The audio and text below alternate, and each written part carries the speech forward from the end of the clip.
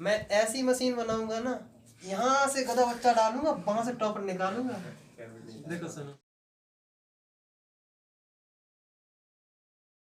तो यार, एक क्वेश्चन बड़ा प्रचलित है, कॉन्सेप्ट बड़ा प्रचलित है कि एक एलिवेटर जानते हो? लिफ्ट यार।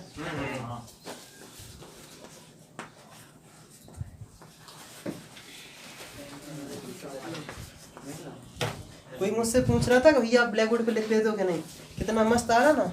जब हम कक्षा 8 में थे ना, तो पूरी क्लास को मैथ पढ़ाते थे। देखो सुनो, अब देखो इस क्वेश्चन को करना अपन को ऐसे, बस तुम्हें खड़े हो और तुम्हारे नीचे एक मशीन रखी है जो क्या नापेगी? तुम्हारा वेट। तुम इस मशीन पे खड़े हो, ये जो मशीन है नापेगी तुम्हारा आखिरकार वेट, तुम्हें इस मशीन पे रीडिंग दिखेगी उस वेट की। समझ रहे कि नहीं? अब देखो, एलिवेटर है, मतलब लिफ्ट है जी, तो अपवर्ड डायरेक्शन में जाएगी या फिर जाएगी डाउनवर्ड डायरेक्शन में, या फिर तो अपवर्ड एक्सेलरेशन होगा या फिर डाउनवर्ड एक्सेलरेशन होगा या फिर कोई भी एक्सेलरेशन नहीं होगा। अगर कोई भी एक्सेलरेशन नहीं हो तो बॉडी कहाँ, एलिवेटर कहाँ होगा? बहुत मारेंगे बेटा बीच में ही। बेटा अगर एक्सेलरेशन जीरो से मतलब कांस्टेंट वेलोसिटी से जा रही है कि नहीं, जरूरी थोड़ी हर बार रुक जाए। इसलिए हमेशा याद रखना कि अगर ए इक्वल टू क्या है, अगर ए इक्वल टू 0 है तो इसका मतलब ये नहीं कि बॉडी रेस्ट पे है। अगर ए इक्वल टू 0 है तो इसका मतलब ये है कि कांस्टेंट वेलोसिटी से मूवमेंट कर रहा है या फिर रेस्ट पे है। लेकिन जहां भी किसी को लगता है कि ए इक्वल टू 0, चपक के बिल्कुल आते हैं कि बॉडी रेस्ट पे है, और जैसे ही रेस्ट होता है ना तो तुम्हारा भी हो जाता है RIP उस क्वेश्चन में, रेस्ट इन पीस। तो उसने गया टाटा बाय बाय, कुछ याद आया? मैं ऐसी मशीन बनाऊंगा ना, यहाँ से गधा बच्चा डालूंगा, वहां से टॉपर निकालूंगा। देखो सुनो, बस यार, देखो अगर ए इक्वल टू 0 है इसका मतलब है कांस्टेंट वेलोसिटी है या कोई चीज रेस्ट पे है। दो कंडीशन है, सिंपल सी कहानी है। अब हम लोग एलिवेटर के बारे में पढ़ते हैं, एक से एक्सेलरेट कर रहा होगा या फिर डाउनवर्ड जा रहा होगा या फिर इक्वल टू 0 होगा। तीन कंडीशन हो गई हैं। तो हम लोग सबसे पहली कंडीशन पढ़ते हैं कि अगर कोई चीज एक्सेलरेशन का क्या है एलिवेटर का 0 है, मतलब एक्सेलरेशन 0 है, तो तब जाके तुम्हें कितना वो उस मशीन पे तुम्हें रीडिंग देखने को मिलेगी। कितना है तब? ये कितना है? बिल्कुल ही 0 है। देखो सुनो, ये एलिवेटर है, यहाँ मान लो मशीन, ऐसा किताबों में कभी नहीं दिखेगा, तो हम बता रहे हैं क्या तुम्हें फील करना है। तुम खड़े हो, तुम्हारा मान लो कितना केजी है? तुम्हारा कितना है? 50। मास इक्वल टू कितना है? 50 केजी। इसका मतलब इस मशीन पे जो वेट होगा कितना होगा? वो होगा वेट जो होगा वो होगा कितना? 50 × 10 500 न्यूटन। समझ रहे कि नहीं? मतलब डाउनवर्ड ग्रेविटेशनल फोर्स कितना लग रहा है? 500 न्यूटन। तो जैसे ही डाउनवर्ड फोर्स होगा वैसे ही होगा एक, ये जैसे मानो जमीन पे लगे उससे सरफेस भी तुम्हारे ऊपर लगा है कितने का? अपवर्ड। जो अपवर्ड होता है उसे बोलते हैं नॉर्मल रिएक्शन। जैसे हम लोग, कई लोग R से रिप्रेजेंट करते हैं, कई लोग N से रिप्रेजेंट करते हैं, हम N से करते हैं। जितना वेट है उतना ही अपवर्ड है। क्योंकि देखो सुनो, देखो मान लो इसको W - N equal to MA है ना, तो मतलब अगर किसी चीज में नेट रिजल्टेंट फोर्स कितना है? 0 है कि नहीं? जैसे इस ऑब्जेक्ट पे कौन कौन से फोर्स लग रहा है? एक डाउनवर्ड लग रहा है, एक अपवर्ड लग रहा है, तो आखिरकार रिजल्टेंट कितना है? 0 है। पहली कंडीशन, इसमें मतलब इसमें कोई एक्सेलरेशन नहीं था। इतनी चीज समझ में आई है।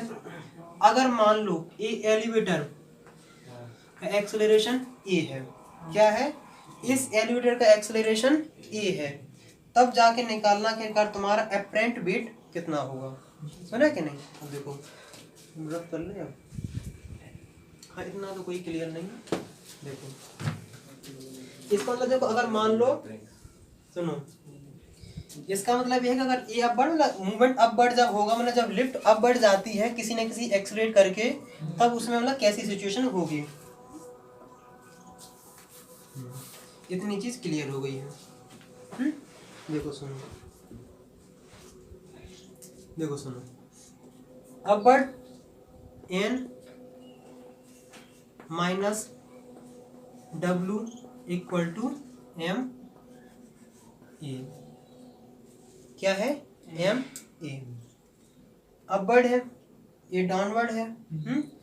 तो देखो सुनो, इसका मतलब ये है कि n माइनस डब्ल्यू किया है, इसका मतलब है कि n is greater than weight, मतलब नॉर्मल रिएक्शन ज़्यादा है देन वेट।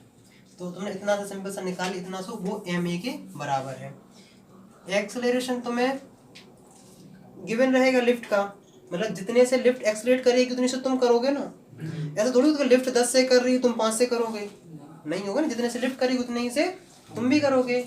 जो एक मास है वो किसका है, वो तुम्हारा है, जो इस एलिवेटर के अंदर है।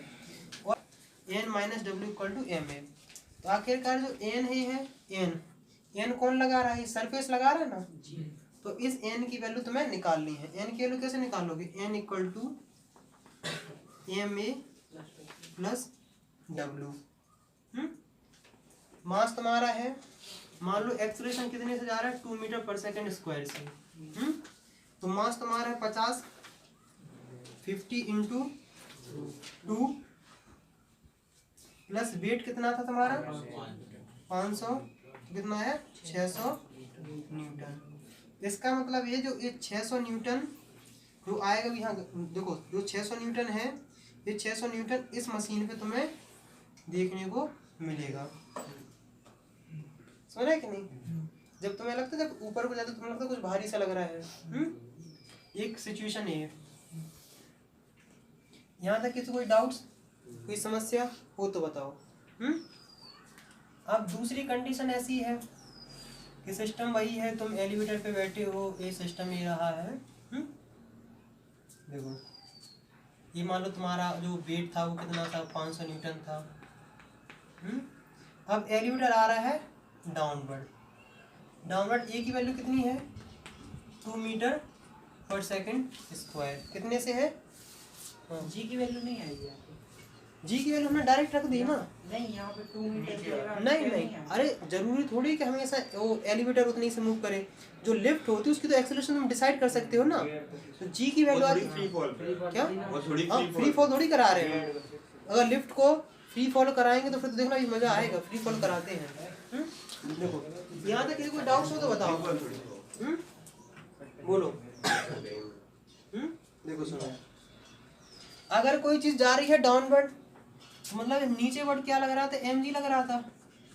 अपवर्ड क्या लग रहा था, ये नॉर्मल लग रहा है। डाउन आखिरकार डाउनवर्ड जा रही है, इसका मतलब है कि M G minus N equal to M A. यहाँ तक किसी को डाउट हो तो बोलो। देखो इसकी वैल्यू तुम्हें पता है, हमने बता दिया 500 है, माइनस एन हमें पता नहीं है, एम ए। तो एन की वैल्यू जो आएगी वो आएगी 500 माइनस एम ए। एम की वैल्यू तुम निकाल सकते हो, मास तुम्हारा 50 है, एक्सेलरेशन कितने से कर रहा है 50 माइनस 50 इंटू 2 आएगी 400 न्यूटन। तो एन की वैल्यू कितनी आएगी 400 न्यूटन। जो एन आ रहा है 400 न्यूटन, इसका मतलब ये है कि मशीन कितना डिटेक्ट करेगी 400 न्यूटन। समझ रहे कि नहीं। अगर तुम ये चाहते हो, ये बताओ, अब इसमें बहुत मजेदार क्वेश्चन है कि अगर इस एलिवेटर की क्या टूट जाए, रस्सी टूट जाए, रस्सी टूट जाए तो एन की वैल्यू कितनी होगी। एन की वैल्यू जैसी 0 होगी इसका मतलब तुम्हारा इस पे कोई वेट नहीं आएगा, इस पे कुछ भी तुम्हें शो कर अपरेंट वेट तुम्हारा रहेगा ही नहीं, तो तुम्हें कैसा फील होगा? है कि नहीं? अगर एकदम से ये रस्सी टूट जाए तो नॉर्मल तो कुछ नहीं गिरेगा, तुम उस सरफेस के कांटेक्ट में नहीं रहोगे। पहले लेफ्ट गिरेगी फिर अपन वो तो गिरेंगे बाद में गिरेंगे, उससे मतलब नहीं है, लेकिन पहली बात ये है कि ये लिफ्ट का सरफेस है, ये तुम्हारा सरफेस है, तुमको कुछ ऐसे फील ऐसा लगे जैसे ग्रेविटी फ्री जगह हो, है कि नहीं? अगर एलिवेटर जाएगा ना तो कितना मजा आएगा, क्योंकि देखो सुनो, तुम सरफेस से ऊपर तो उठ नहीं पाओगे, सरफेस से ऊपर तो उठ नहीं पाओगे, क्योंकि जितने से लिफ्ट जा रही है एक्सेलरेशन से उतनी से तुम जा रहे हो, मतलब तुम ऐसे सरफेस से टच से रहोगे ऐसे बिल्कुल बिल्कुल आराम से हवा में। अगर लिफ्ट का मास ज्यादा हो, देखो अब सुनो, देखो एक चीज और हम तुम्हें बता दें, कई लोगों के दिमाग में इतना तो क्लियर हो गया ना, एलिवेटर वाला 3 केस से आराम से निकाल लोगे, जिस साइड मूवमेंट हो उसको बढ़ा लेके आराम से फ्री बॉडी डायग्राम समझाएंगे तब सब कुछ समझ में आ जाएगा, है? देखो फ्री बॉडी डायग्राम जिस दिन समझाएंगे उस दिन तुम लोग लगभग क्वेश्चन सॉल्व हो जाएंगे, तुम कोई भी एससी वर्मा कहीं के भी क्वेश्चन लगाओगे आराम से सॉल्व हो जाएंगे। देखो सुनो, पहली बात ये मान लो क्या है, एक वैक्यूम है, क्या है? वैक्यूम है। ये मान लो 100 kg का क्या है? लोहा है। क्या है? 1 kg का क्या है? आयरन का एक टुकड़ा है। ये मान लो 1 kg क्या है? मतलब कॉटन है। ये क्या है? वैक्यूम है। मतलब ये दोनों कितनी हाइट पे रखे हैं? ये दोनों हाइट पे रखे हैं, वो रखे हैं 1 मीटर पे। कितने पे रखे हैं? 1 मीटर। चलो मान लो हमने मान लिया है 15 मीटर पे रखे हैं उस, क्योंकि ज़्यादा बड़ा ज़्यादा विजुलाइज होता है। अगर मान लो दोनों को हम एक साथ जमीन पे, मतलब दोनों को एक साथ अगर हम छोड़ेंगे तो पहले कौन गिरेगा? दोनों साथ में गिरेंगे, कंफर्म? चलो अभी क्लियर करते हैं। ये मान लो 10 ग्राम है। कितना है? 10 ग्राम है। वैक्यूम मतलब अर्थ पे है, बने वैक्यूम क्रिएट किया गया है। दोनों को एक साथ छोड़ते हैं तो तब पहले कौन गिरेगा? रुक तो जाओ, काहे गिरेंगे दोनों? दोनों साथ में क्यों गिरेंगे?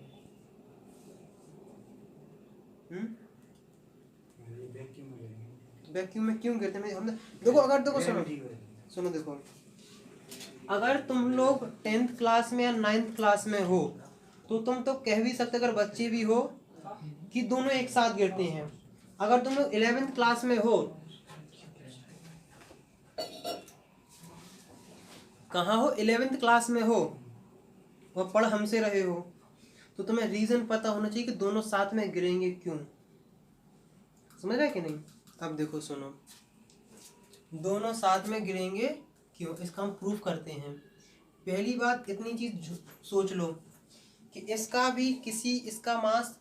मास से रिलेशन कुछ है नहीं है। जहां भी शब्द मोशन का आए तो क्या कौन सी इक्वेशन यूज करनी है? 3, b = at plus u, s = ut plus half at², b² = 2as plus u²। मान लो 15 मीटर दोनों की क्या है? हाइट है। हमारे पास 15 मीटर गिवन है, h गिवन, हाइट गिवन है। इनिशियल वेलोसिटी कितनी है? दोनों की 0 है। और दोनों के एक्सेलरेशन कितने का है? g का, मतलब 10 मीटर पर सेकंड स्क्वायर। तो हमें निकालना क्या है कि गिरेगा पहले कौन? हमें क्या निकालना है? टाइम की वैल्यू हमें निकालनी है। पहले हम इसके लिए लगाते हैं, किसके लिए लगाते हैं? हम इसके लिए सॉल्व करते हैं।